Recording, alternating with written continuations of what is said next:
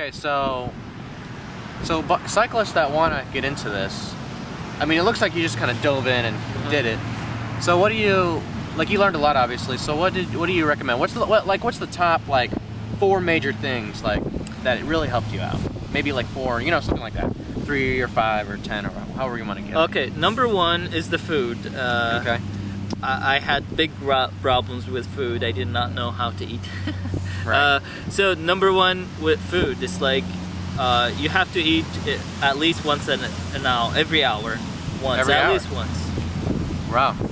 Sometimes like a sandwich, like a banana, like whatever, at least once every hour. Okay. Number 2, keep the weight down, whatever weight you have over there. So pack light? Very light, very light. Pack light. Extremely light. The lightest, the better. Number 3 is like, you really need touring wheels. Touring wheels. Yes. I didn't know about this. Especially on the back, because it carries all your stuff. Oh, okay. So it's very important. Your weight, the weight of the bike, the weight of your gears, everything. Wow. Number 3, it's probably obvious. Just don't go out in the bad weather. In bad weather. So you want to hunker down in bad weather. You want to not travel too much. But also stick to a highway when you're biking between cities. Stick to a highway. Don't go to back roads unless there's scenic or there's like why would you not do that? A bike. Sometimes people are unfriendly. Interesting. Yeah, and they're better in like big highways. You know, like I was on US 1 for a while. Back on the East Coast? On the East Coast. Okay. Yeah, and 3 months ago. It's much better. Okay, interesting. Huh. Your question was very important things about motorcycle travel. Right. Well, the things in my experiences that really saved my life at some points is definitely the Camelback. The Camelback is just water, of course, because, you know, drinking on the go is really great. I mean, you can't really ride and drink at the same time. It's kind of impossible. So the Camelback's number 1, very important. Number 2 is, what did I say? Oh, the GPS. GPS, because, I mean, you could have maps and everything, but the GPS is so easy. A cell phone would be very essential. A cell phone with a GPS, as your GPS. You know what? That's interesting. It'll depend. I mean, I like a GPS that will last a long time on a battery life. Like my GPS runs on AA batteries and it'll last. If I like regular use, I haven't changed the batteries and I've never changed the batteries, and I've used it for about a year. I mean, I never have it on. I have it on when I want to navigate. Okay. Or if I'm lost or anything. Okay. Anyway, so GPS is I think it's very nice. There's been a lot of debate between maps and GPS, obviously, and it's your call. Right. That saved my life, though, in the Utah trip and different things. And, I mean, I could talk about most important things about motorcycle travel. I could talk about, like, motorcycling in general, like, wear your gear. You gotta wear full gear, you know. At least a helmet. But touring, you know, you need to have... Oh, gear will save your life too, actually. Like, if it's very cold. Don't wear a helmet with a bicycle. This is interesting. It's useless. It really is, because if a car hit you, you're mostly going to injure many places, but your head, it's like... I mean, if you injured your head because of a car, I mean, you're dead. Whether you want to open casket or close casket. So, you know, me, I want to be cremated, so... Okay. Anyways, that's a little controversial. Anyways, like, I tell the new riders this. This is very, the 3 most important things about riding. I'll go briefly. Gear, training, and defensive riding. And basically, gear is wearing full gear, like I said. Training is to basically take the MSF course, the Motorcycle Safety Foundation course. You'll learn a very good core skills, definitely worth it. And I'll ask you soon about cyclist training. I don't know if there's... Anyways, and the third thing was defensive riding. I mean, if you're aggressive, it's gonna lead to crash or death, you know. Wow. Yeah, so those are definitely 3 most important things. Is that like any similar to cycling? Gear, training, training is defensive? Not much of training. I just right, because it's like pretty simple, you know. But there's a take few the training things. wheels off, then get going. Right. Well, for me, I mean, like, it took me about 2 months to realize that I actually have to keep on pedaling and not really? coast. Really? You know? Interesting. I didn't know about that until like somebody told me. Why is that? It's just to keep your leg, you know, from being cramped. Or like no, it's like get lazy or something. I'm not sure. Oh, okay. I don't know why. So it's better though. But it's like better to keep on, you know, not the coast habit. at all. Yeah, Huh. yeah, and also keep very low pressure, like the gears. You don't put a lot of pressure on the bars. on your like when you go down the. Oh, so it's very fluid. Right, Okay. right. And also it's like you have to keep the 80 revolution per minute. Like it's like the cycle. Like fluid. Yeah. Like very. It's like smooth. you keep pedaling about 80 revolution per minute. And that'll like your endurance will give you a lot more. Yeah, it's just like that, and I keep it around 60 because I feel I'm beginner. I always feel like I'm a beginner, but I keep it around 60. Okay. And that's all you have to know about pedaling, riding. Yeah. So I have this other question. Do you have like essential gear that you have saved your life, or anything like that? No. Or like oh, you gotta have this cell phone, I guess. Food is of course. Where you going? But I always stick on one highway most of the time. Really? That's good. Most of the time. Keep it simple, or is it like? I always keep it simple. So you don't. Okay. There's a something about cross country cyclists is like they lose their mind basically. It's like why is that? It's like not enough sugar go to your brain. Maybe I don't know. Okay. But it's like you're really tired and it's like you're out of it, you know. Is it like sometimes. Is it like a high? I mean, because maybe your body's working a lot, or is it like your body working a lot? I mean, so that causes if you're cycling between 60 to 100 miles a day, I mean that's a lot. Yeah, that's a lot. I used to do that in Florida, but not here. Really? Wow. Yeah. So how do you incline? Like steeply, is that possible? Oh yeah, absolutely. I go to the lowest gears. I see.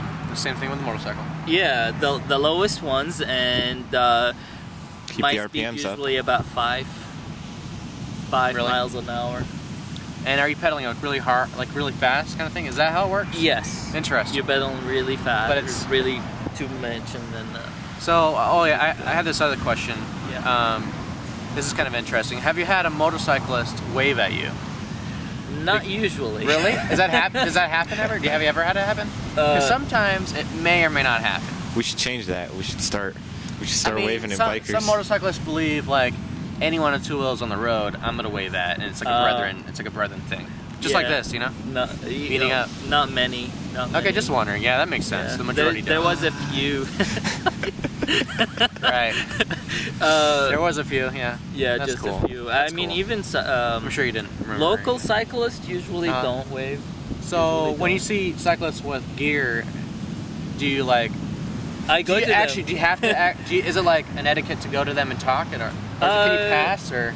If it's convenient, yes. Okay. All the time, always. Is it very rare? But if it's not convenient, like there's something in between, they're the other side, I am this side.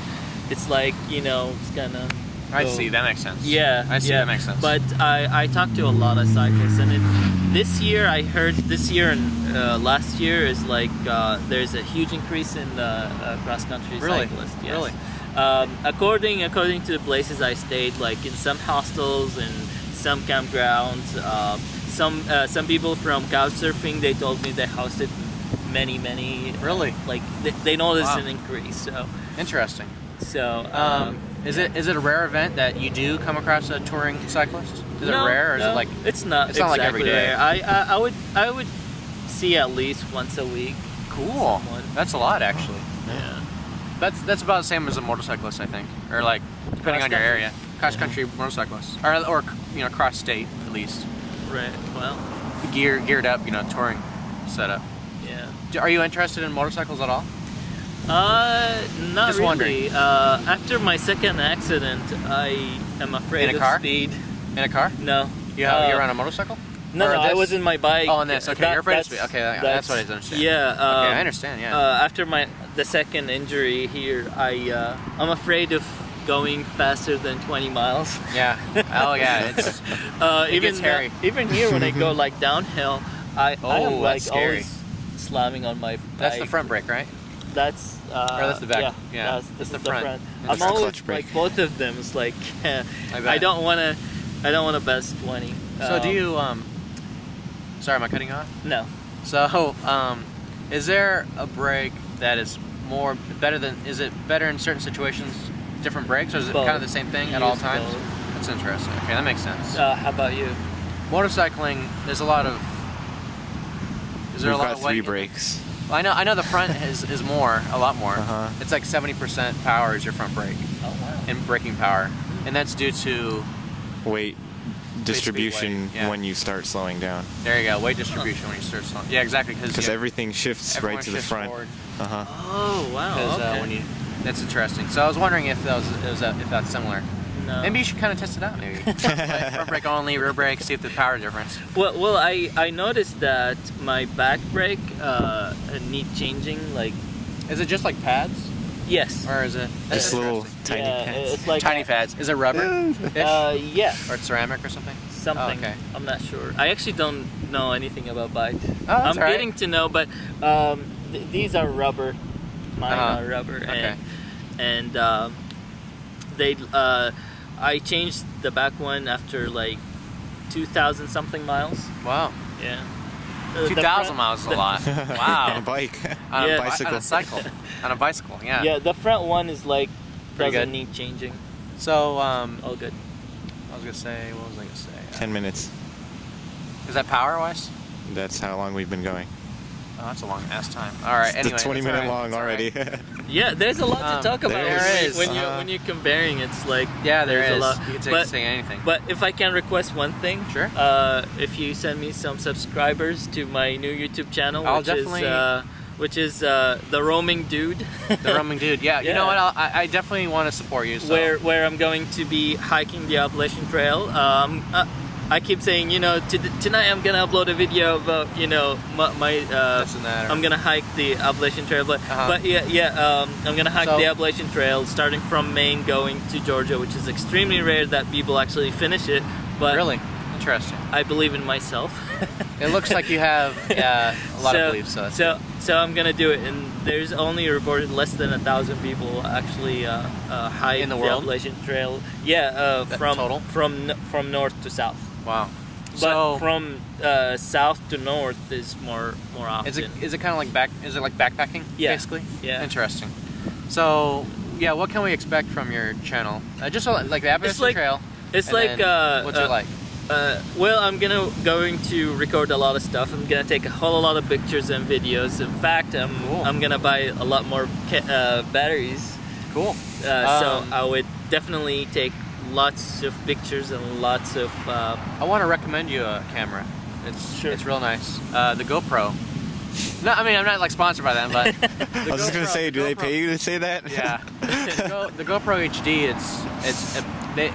It's been used by professionals quite often. Oh wow. Very often professionals. I will look it up. And it's waterproof. You can throw it into the ocean. You can throw it at a wall, and we tested that earlier today. I tested it earlier today. What's the cost? It's pretty expensive. It's $300 and some odd dollars. So. Or it's maybe less than that actually. My camera is $350.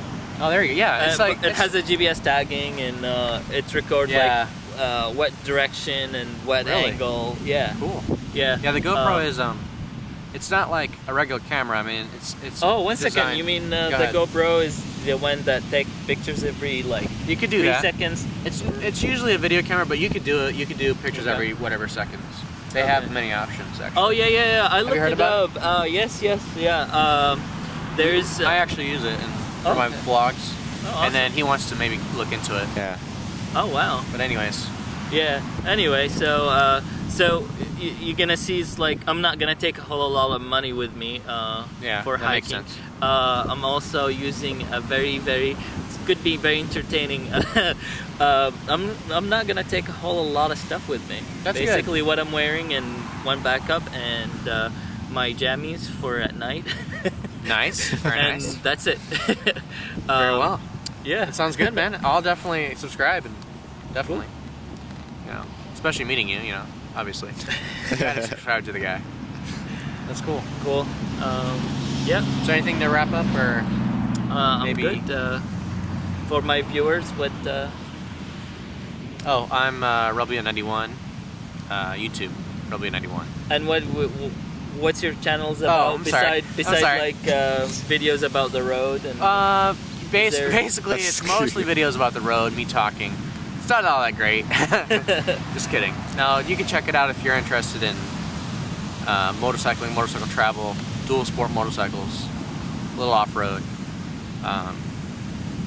But you know, I mean, it doesn't matter. I don't need viewers. Yeah. Anyways. How many viewers do you have? Not to brag, of course, but I have approaching 10. I think I already have 10,000 right now. Oh wow, That's subscribers. So he's famous. Did you know that? not famous. Definitely not.